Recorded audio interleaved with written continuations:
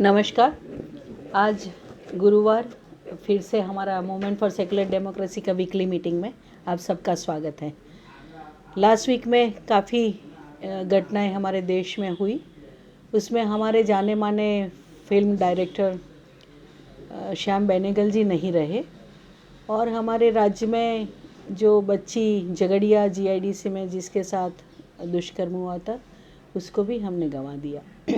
श्याम बेनेगल का नाम हम सब पैरेलल सिनेमा के बड़े एक अगुवाई करने वाले डायरेक्टर के रूप में लेते हैं और उन्होंने बहुत अच्छी तरह से भारतीय समाज की वास्तविकता है उसको सिनेमा के पर्दे पे लाने की कोशिश की। हमारे में से सब लोगों ने सब फिल्में उनकी देखी होगी और काफ़ी हमारा विचार जगत भी और हमारा संवेदना जगत भी उससे प्रभावित हुआ होगा। श्याम बेनेगल नहीं रहे, वो इतना बड़ा एक वैक्यूम भी हुआ क्योंकि अभी पैरेलल सिनेमा की बात नहीं है, कला में अलग अलग अभिव्यक्ति की बात नहीं है। हर जगह पे एक मोनोलिथिक एक हेजिमोनियल अप्रोच हो रहा है। वो समय पे श्याम बेनेगल को हमने खोया, वो एक बहुत बड़ा वैक्यूम होगा। ऐसे तो उम्र के पड़ाव में वो ठीक उम्र में पहुँचे थे 90 साल के, तो ऐसे दुख की बात के बदले जो वैक्यूम क्रिएट हुआ है उसके बारे में मूवमेंट फॉर सेकुलर डेमोक्रेसी की ओर से हम श्रद्धांजलि देते हैं। और उन्होंने जो कंट्रीब्यूट किया है, खास करके मंथन जो फिल्म हमारे कोऑपरेटिव डेयरी का जो ये था, ऐसे तो बहुत सारी फिल्में हैं पर वो एक नए तरीके की डॉक्यूमेंट्री हमने देखी थी जिसमें सब जो मिल्क प्रोड्यूसर्स थे उन्होंने भी कंट्रीब्यूट किया था 1-1 रुपया करके वो फिल्म बनी थी। वो भी एक नया प्रयोग था। तो उनको श्रद्धांजलि देते हुए आज जो विषय पे हम चर्चा करने वाले हैं, काफ़ी दिनों से देश में सर्वोच्च अदालत से लेके हर जगह पे चर्चा चल रही है। एक घटना हुई उसलिए ज़्यादा चर्चा में आया। ये है महिलाओं के लिए जो 498A जो लीगल प्रोविज़न है, कानूनी प्रावधान किया गया है सेक्शन 498A का, उसको लेके बहुत चर्चा है कि महिलाएं उसका बहुत दुरुपयोग करती है, महिलाएं उसका ब्लैकमेलिंग करने के लिए करती है, इकोनॉमिकली एक्सप्लॉइट करने के लिए करती है।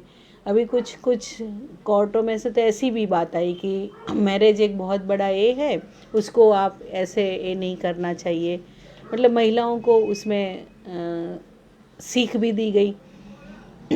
ये तो हम जानते हैं कि कोई भी कानून बनता है तो उसका मिसयूज़ करने वाले लोग हर जगह होते हैं, ये कोई भी कानून हो, तो इसमें कोई नई बात नहीं है। फिर भी इसकी बहुत चर्चा हो रही थी तो हमें लगा कि उसके बारे में भी चर्चा करना ज़रूरी है क्योंकि एक ही तरफा उसके बारे में चर्चा चल रही है कि महिला उसका बहुत दुरुपयोग करती है, अपने जो परिवारजन है उनको परेशान करती है और इसके कारण पूरा समाज में वो जो मैरिज इंस्टीट्यूशन है उस पर जैसे एक क्राइसिस आ गई, ऐसा सब बात चल रही थी।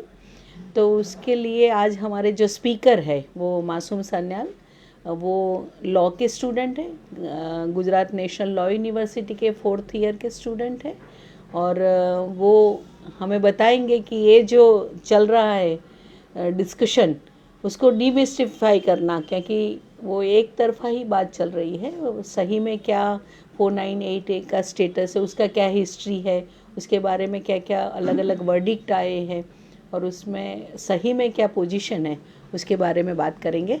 मासूम भाई ने हमारे लिए वक्त निकाला, उसके लिए उनका धन्यवाद और उनको मैं रिक्वेस्ट करती हूँ आज इसके बारे में डिस्कशन करने के लिए 498A के बारे में। मासूम Sanyal. Thank you, Meenakshi ma'am. Thank you so much. Thank you, Meenakshi ma'am. Thank you so much, Dr. Nagar, and all the members of Movement for Secular Democracy to allow me to speak on this issue. अब ये जो issue है 498A का, वो काफ़ी time से discussion में रहा है, but current trigger point Atul Subhash case रहा है, जिसमें एक बेंगलोर बेस्ड टेकी अतुल सुभाष ने सुसाइड कर लिया। एक 24 पेजेस लॉन्ग सुसाइड नोट लिखा जिसमें उन्होंने कहा कि उनकी वाइफ या उनके अगेंस्ट केसेस फाइल किए थे, उनकी फैमिली के अगेंस्ट केसेस फाइल किए थे, जिससे परेशान होकर और जो कोर्ट ने एलिमनी डायरेक्ट की 3 करोड़ की, उससे परेशान होकर वो अल्टीमेटली ये स्टेप ले रहे हैं। ये केस मीडिया में बहुत सेंसेशनलाइज हुआ और उसके बाद 498A के मिसयूज़ के बारे में एक चर्चा शुरू हुई। अब ये जो चर्चा हो रही है, इसमें एक पॉइंट ये बहुत कहा जा रहा है कि 498A बहुत मिसयूज़ हो रहा है। तो ये कितना सच है और क्या ये पूरा सच है, is something that we will ask today.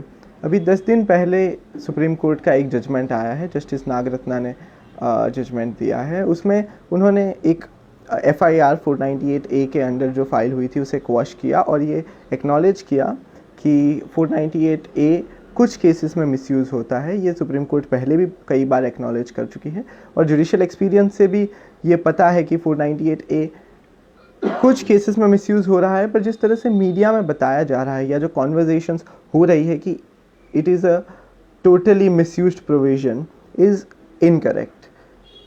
इसमें बहुत सारे न्यूएंसेस है जो हम इन्वेस्टिगेट करेंगे, पर पहले 498A सेक्शन एग्जैक्टली क्या है ये हम देखते हैं। 498A इंट्रोड्यूस हुआ था 1973 में under the Indian penal code. अब भारतीय न्याय संहिता के अंडर 498A जो कि क्रूएल्टी या क्रूरता को पनिश करता है, वो सेक्शन 85 बन चुका है। तो section 85 of the Bharatiya Nyaya Samhita is same as 498A of IPC. Section 86 defines what cruelty is in context of this crime. तो cruelty को उन्होंने 2 पार्ट में डिफाइन किया। पहले तो प्रोविज़न ये है कि अगर कोई भी पति या रिलेटिव पत्नी के साथ क्रूरता करता है तो 3 साल तक की जेल हो सकती है और फाइन भी इम्पोज किया जा सकता है। अब क्रूरता क्या है ये सेक्शन 86 ऑफ BNS में डिफाइन किया है और IPC में 498A का एक्सप्लेनेशन था डिफाइन करता था, और ये 2 पार्ट में डिफाइंड है।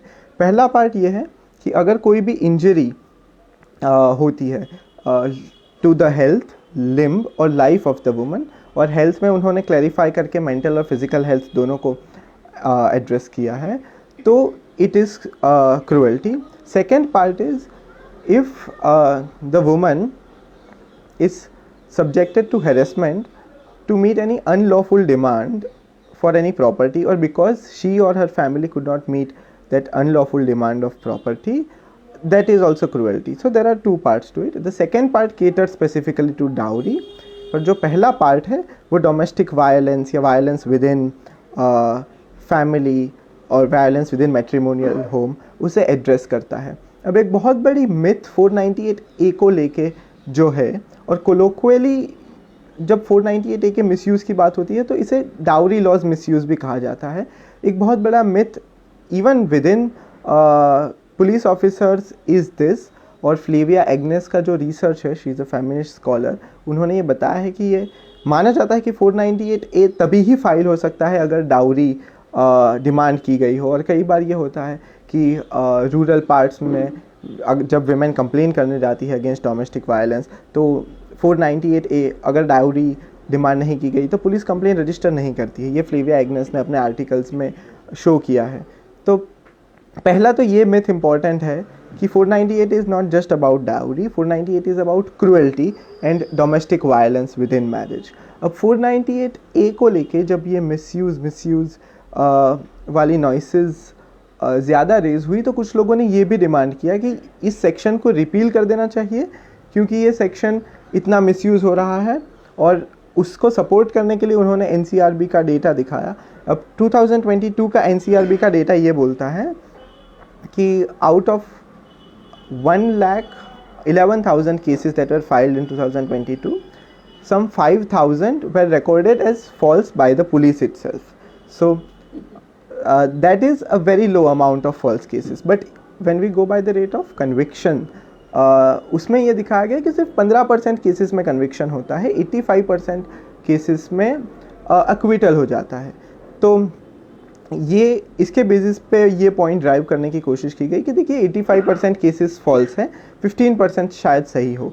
ये इस तरह का तर्क लोगों ने देना शुरू किया। बट इसमें 2 प्रॉब्लम्स हैं जो फेमिनिस्ट स्कॉलर्स ने पॉइंट आउट की कि जो कन्विक्शन रेट है is not a major to go by, क्योंकि कन्विक्शन रेट हमें ये नहीं दिखाता है केस फॉल्स था या नहीं था। कन्विक्शन रेट उस चीज़ पे भी डिपेंड करता है कि पुलिस ने कितने जेन्युइनली इन्वेस्टिगेट किया, प्रूफ कितना वो लोग इकट्ठा कर पाए या उन्होंने इकट्ठा किया, विटनेसेस ने क्या स्टेटमेंट दिए, और उन फैक्टर्स के बेसिस पे, क्योंकि क्रिमिनल ऑफेंसेस में जो कन्विक्ट करने का स्टैंडर्ड है वो बियॉन्ड रीजनेबल डाउट है, यानी कि कोर्ट के दिमाग में बिल्कुल भी डाउट नहीं होना चाहिए कि ये क्राइम हुआ है। अगर रीजनेबल डाउट कोर्ट के दिमाग में रेज हो गया तो it results in an acquittal. Therefore conviction rate is not a standard to go by in my opinion when we are deciding कि ये मिसयूज़ होता है या नहीं होता है। हाँ, कुछ केसेस में ये मिसयूज़ होता है, ये जुडिशरी ने रिपीटेडली एक्नॉलेज किया है,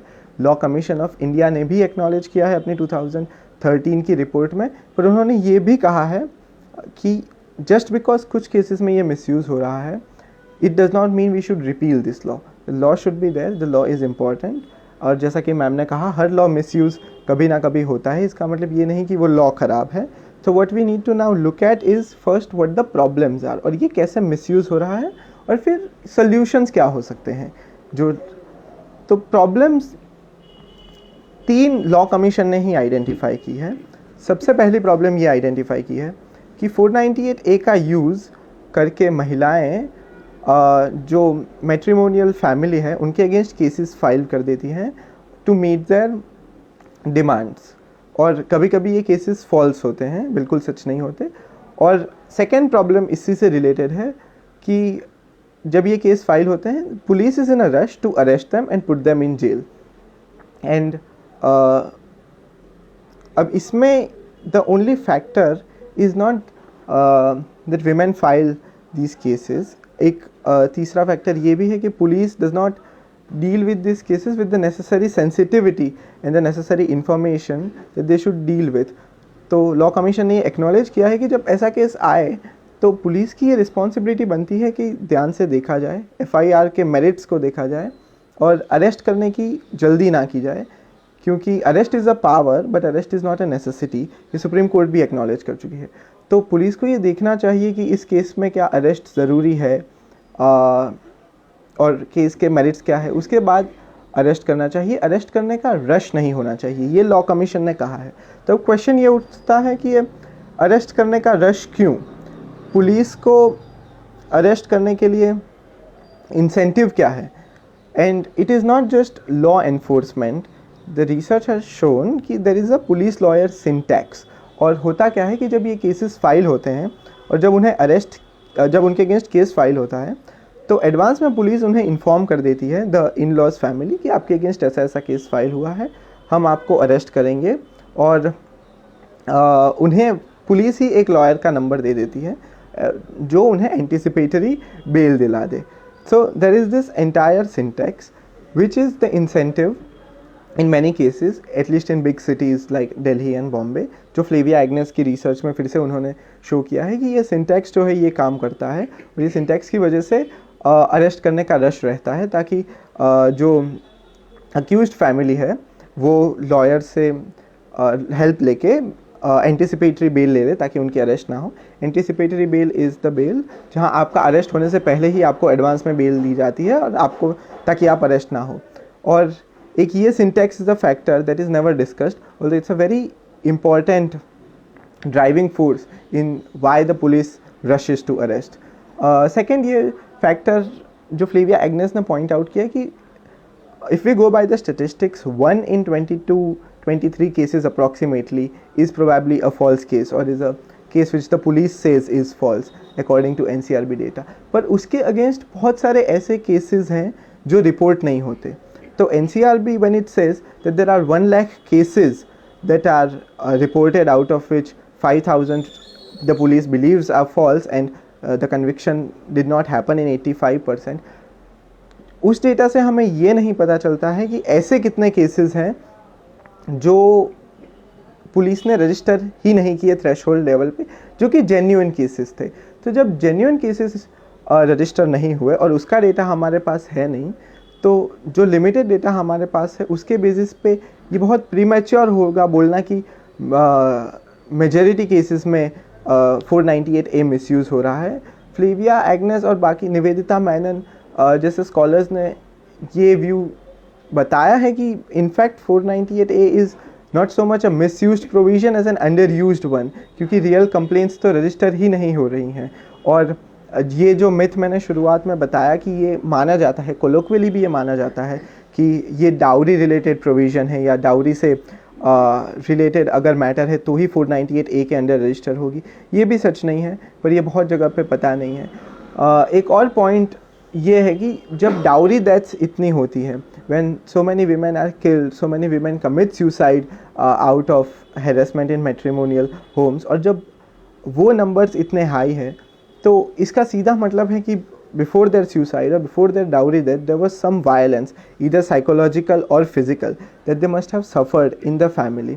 तो जो नंबर हैं for 498A और cases filed under 498A which should have been filed because there is all of that violence within marriage, does not reflect or does not match up with the level of deaths there are.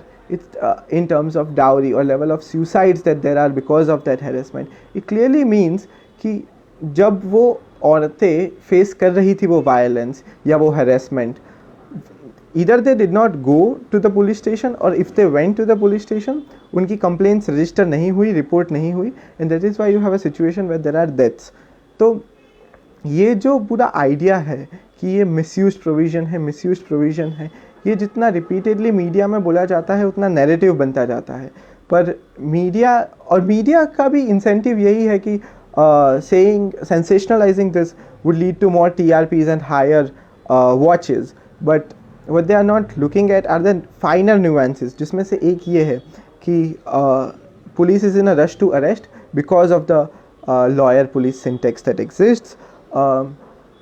A lot of cases, in fact more than those that are reported, there are those that are not reported, and therefore the data that we have before us is a very limited, very skewed kind of data, जिसके basis पे ये derive नहीं किया जा सकता जितना easily ये derive कर रहे हैं कि ये मिसयूज़ हो रहे हैं सेक्शंस।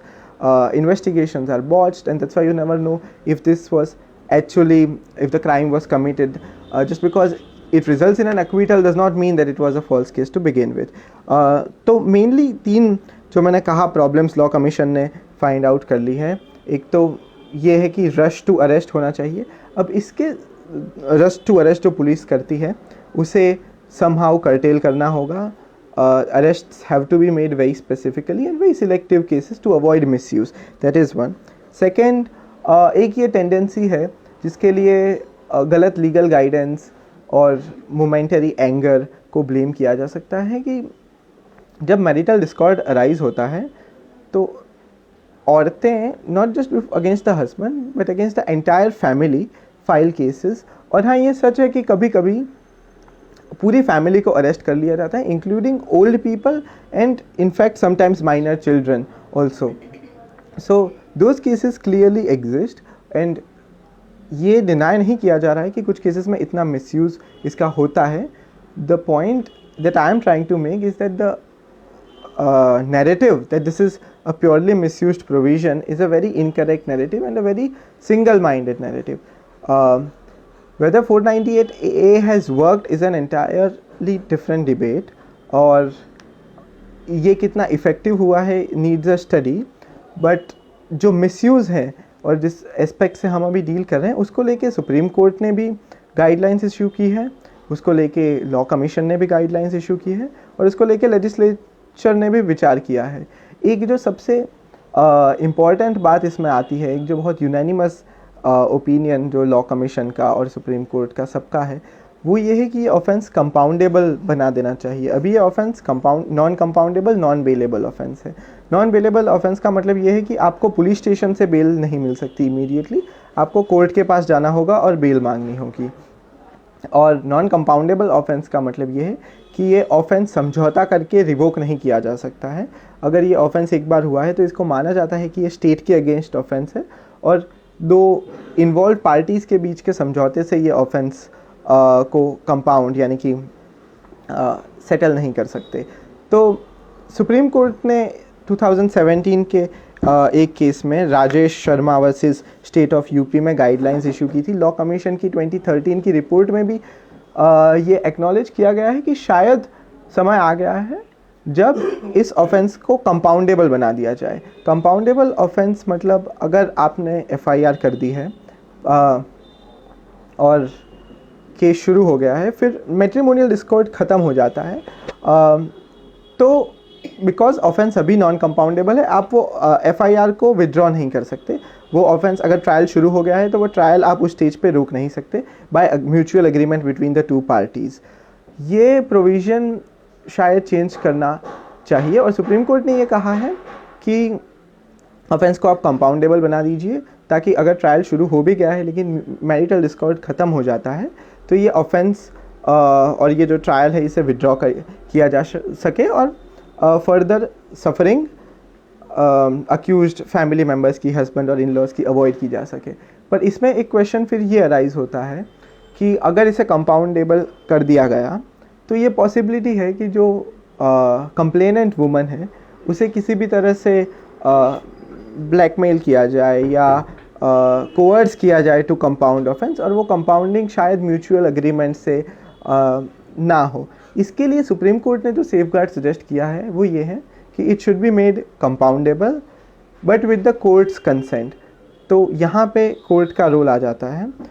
तो ये जो प्रॉब्लम है इसे शायद एड्रेस किया जा सकता है कि जब ये कंपाउंड होगा तो कोर्ट विल मेक श्योर कि ऑफेंस अगर कंपाउंड हो रहा है तो वो म्यूचुअल अग्रीमेंट से हो रहा है।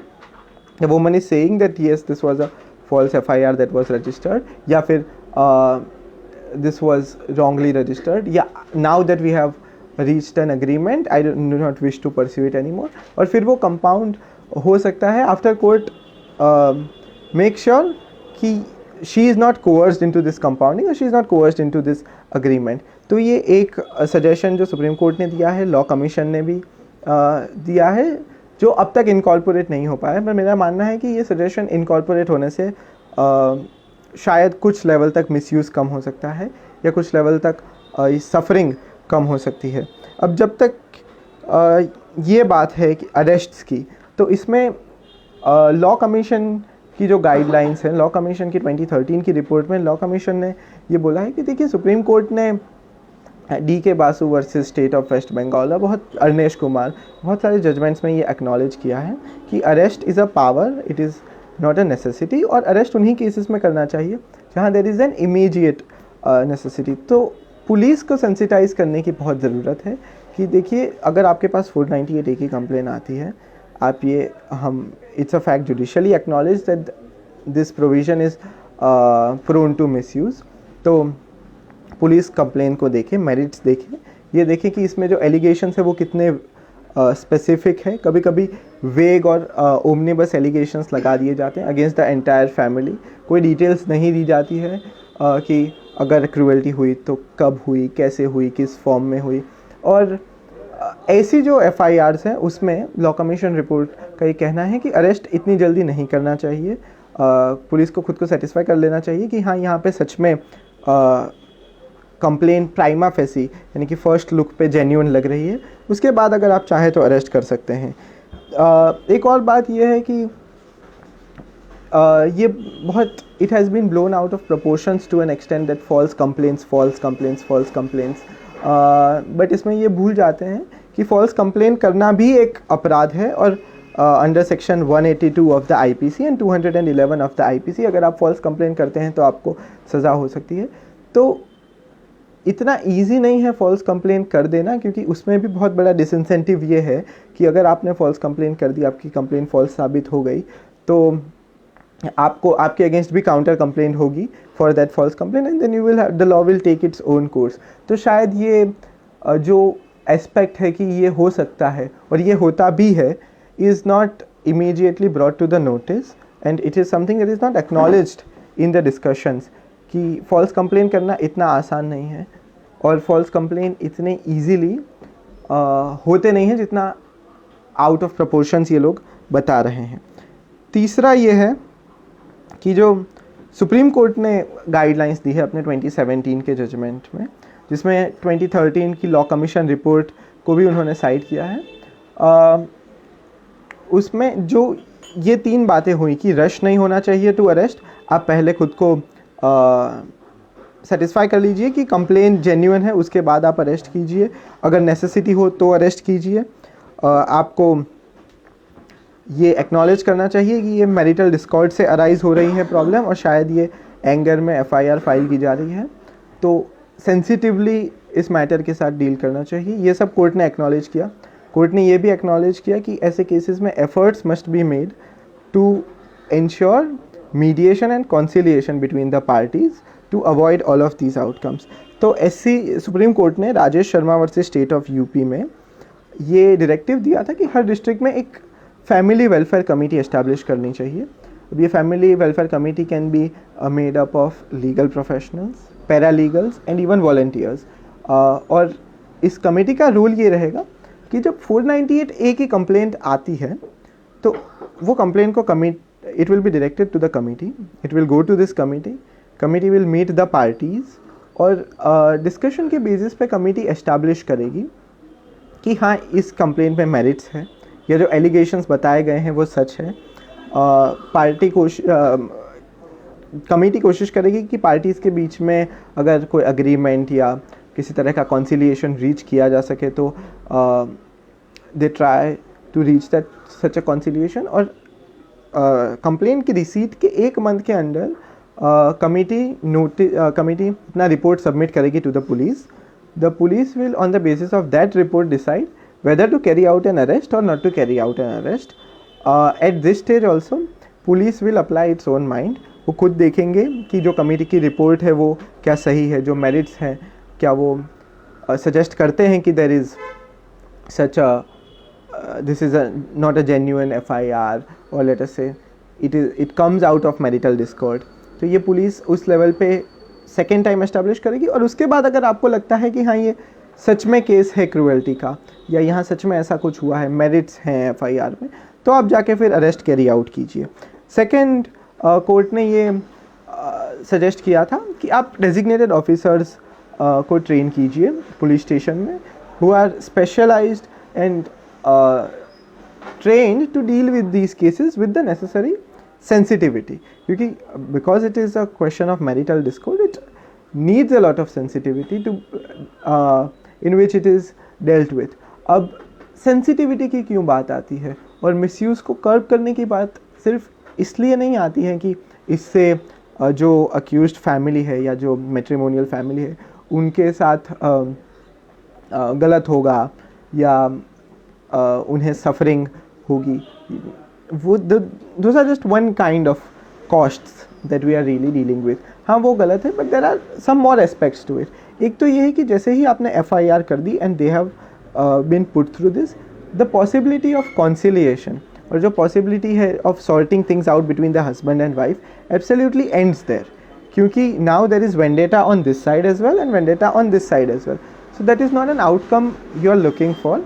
जब आप चाहते हैं कि the marriage is saved, because often times all of this is an outcome of momentary anger और just some disagreement, especially when it is a false FIR. We are not dealing with the cases where it is a correct FIR. Secondly, इसके कुछ social costs भी होते हैं for the family. एक बार ऐसी FIR आपके against हो गई, आप जेल चले गए, तो एक इग्नोमिनी आ जाती है, एक सोसाइटी में इमेज बन जाती है कि इनके अगेंस्ट FIR हुई थी और ये, तो all of those are also costs. एक और कॉस्ट ये भी आता है कि जो प्रोविज़न है, अगर जैसे ये नैरेटिव बन गया है कि ये मिसयूज़ होता है, तो जितनी ऐसी FIRs होगी, जितने ऐसे गलत अरेस्ट होंगे और फिर ये प्रूव होगा कि अरेस्ट गलत था, वो FIR अल्टीमेटली हाई कोर्ट या सुप्रीम कोर्ट क्वॉश कर देगी, तो उससे जो एक्चुअल प्रोविज़न के पीछे का इंटेंट है वो बिट्रे होता है। एक इमेज बन जाती है कि ये प्रोविज़न मिसयूज़ होता है, गलत केसेस फाइल्स होते हैं, तो जो जेन्युइन केसेस होते हैं वो भी फाइल करने में थोड़ा सा हेजिटेशन होता है या पुलिस उसको इतना जल्दी फाइल नहीं करती है। और तो जो जेन्युइन सर्वाइवर्स है, जो जेन्युइन विक्टिम्स है, उनके साथ भी इसमें एक तरह से इनजस्टिस होता है, क्योंकि उनको भी इस इमेज के साथ डील करना पड़ता है कि ये आप मिसयूज़ कर रहे हो लॉ, जबकि लॉ का इंटेंट ही था आपकी हेल्प करना। तो कोर्ट ने ये सबको ध्यान रखते हुए ये बोला है कि designated officers should be taught. एक डायरेक्टिव ये आया था कि ऐसी कंप्लेंट्स आए तो उसे PSI PI लेवल के ऑफिसर्स डील ना करें, बट कि assistant commissioner of police, ACP level के ऑफिसर्स की तरफ ये कंप्लेंट जैसे कमेटी के पास जाएगी वैसे उनके पास भी जाएं, वो देखें कंप्लेंट्स को और फिर कॉल लें कि अरेस्ट करना है फैमिली को या नहीं। फिर जब अरेस्ट की बात आती है तो इनएविटेबली बेल की बात आएगी। तो क्योंकि अगर अरेस्ट फैमिली हो भी गई तो एक सेफगार्ड ये है कि अगर कंप्लेंट गलत है फिर भी अरेस्ट कर लिया गया है तो आपके पास ये ऑप्शन है कि आप कोर्ट के पास जाके बेल मांग लें। तो अब इसमें कोर्ट ने ये डायरेक्टिव दिया था कि ऐसे केसेस में 498A के केसेस में एज फार एज पॉसिबल जो बेल एप्लीकेशन कोर्ट के सामने फाइल होती है वो सो फार एज पॉसिबल एक दिन के अंदर डिस्पोज हो जाए। जैसे कि आज अगर सुबह बेल एप्लीकेशन फाइल हुई तो आज ही हियरिंग हो जाए, क्योंकि बेल एप्लीकेशन के लेवल पे हियरिंग बहुत प्राइमा फेसी प्रिलिमिनरी लेवल पे होती है। अगर कोर्ट को लगता है कि बेल देने से कोई नुकसान नहीं होगा तो court immediately can grant bail. तो it is not a very lengthy very detailed proceeding. तो सुप्रीम कोर्ट ने अपनी गाइडलाइंस में ये भी बोला कि जब बेल की बात आती है आप एक दिन में ट्राई कीजिए, court should try as much as possible to give the bail in a day as soon as it is filed. एक और चीज़ है कि ये जो हरासमेंट फैमिलीज़ का होता है तो कई बार क्या होता है लोगों के पासपोर्ट्स इम्पाउंड कर लिए जाते हैं कि you will not go out of the country, ये वो। कोर्ट ने बोला कि ये भी ओवर जीलसली नहीं करना चाहिए। आपको देखना चाहिए कि कंप्लेंट क्या सच है, ये पासपोर्ट इम्पाउंड करना क्या ज़रूरी है, क्या ये रिलेटिव इमीडिएटली कनेक्टेड है, क्या इस रिलेटिव का अरेस्ट ज़रूरी है। कभी कभी कुछ केसेस होते हैं जिसमें क्रुएल्टी का एलिगेशन लगा दिया जाता है, and not just against the husband and the mother in law, father in law, but also sisters in law who are not living in the country as well, who are living outside the country। तो omnibus allegations सबके against लगा दिए जाते हैं। तो court ने कहा कि ये भी आप ओवर जीलसली अरेस्ट ना करें, ना ही पासपोर्ट्स इम्पाउंड करें। अब इसमें क्वेश्चन ये आता है कि अगर ये गाइडलाइंस फॉलो करने लगे आप तो जो एक्चुअल केसेस हैं उसमें भी क्या आप ये गाइडलाइंस फॉलो करेंगे? तो how do you make the demarcation between where to follow these guidelines? क्योंकि कुछ केसेस में हो सकता है कि अगर आपने अरेस्ट नहीं किया and there is further harm that is cause to the victim. तो कोर्ट ने ये सारी गाइडलाइंस लिखने के बाद एक केविएट इंस्टॉल कर दी कि none of these guidelines will apply where there is tangible physical injury और डेथ। तो as soon as there is tangible physical injury या डेथ जो देख के ये असर्टेन किया जा सके कि हाँ यहाँ पे ये जेन्युइन केस है, वहाँ पे these guidelines will not apply. वहाँ पे you don't need to send it to the family welfare committee. As soon as that level is that threshold is satisfied, that there is tangible hurt here, tangible physical injury here, you can go and arrest, because that shows there is prima facie evidence that this is an actual case of domestic violence, this is an actual case where the woman has suffered। अब हाँ यहाँ पे ingenuity कभी कभी ये भी आ जाती है कि गलत injuries दिखा दी जाती है। those cases will certainly exist and they do exist, but those are minimal in numbers। so by and large supreme court की ये जो गाइडलाइंस हैं ये कवर कर लेती हैं to a huge extent the possibility of misuse of these laws. अब जब लॉ के मिसयूज़ की बात आती है तो ये न्यूएंस अप्रिशिएट करना बहुत ज़रूरी है कि ये जो मिसयूज़ है it is not so much by design of the law itself, the misuse is an outcome of, जो लॉ कमीशन ने भी एक्नॉलेज किया है, 3 थिंग्स। पहला, इररिस्पॉन्सिबल लीगल एडवाइस जो लॉयर्स दे देते हैं अपने क्लाइंट्स को कि आप मैरिटल डिस्कॉर्ड है, आप कंप्लेंट फाइल कर दीजिए to meet whatever demands you have in order to coerce them. That is first ethically wrong on the levels of the lawyers themselves. Their duty is to give correct advice, sane advice, not to give the client an advice to misuse any law. Second, the overzealousness of the police to arrest and the lack of sensitivity within the police agencies while dealing with these cases, not realizing that they are dealing actually with a delicate case of marital discord, not so much as an actual problem in cases where there is potential misuse. और तीसरा ये है the role of courts, the lack of proactivity on part of courts to grant bails as soon as it should be done, as court says within 1 day generally, but they do not do that, and quashing those complaints, all of that. तो यहाँ पे ये जो 3 institutions हैं courts, police or the lawyers, इन लोगों का role becomes very important in curbing the misuse of this law, which is what the Law Commission has also acknowledged, which is what the Supreme Court has also acknowledged. तो इसका misuse curb करने के लिए ये जो guidelines हैं, they cover it enough to prevent this misuse, so long as these officers and the lawyers and the courts do their duty well and do it being aware of the duty that they are with and the role that the provision was installed first in the law to play, which is to prevent the harm that is caused to women out of domestic violence, etc., etc. That said, now the question arises about why so much discussion on the misuse, क्योंकि ये जो ऐसा नहीं है कि ये एक ही law misuse हो रहा है और इसको लेके इतना जो सेंसेशनलाइजेशन है या इतना जो डिस्कशन है वो क्यों है, तो इसका आंसर तो मैं शायद नहीं दे पाऊँगा, बट एक क्वेश्चन जो मेरे दिमाग में आया था जो मैं आपसे शेयर करना चाहूँगा वो ये है कि क्या ऐसा तो नहीं है कि because marriage as an institution often times has so much violence, all sorts, physical, sexual, psychological violence ingrained within it, and because we have become so patriarchal in our thought processes that when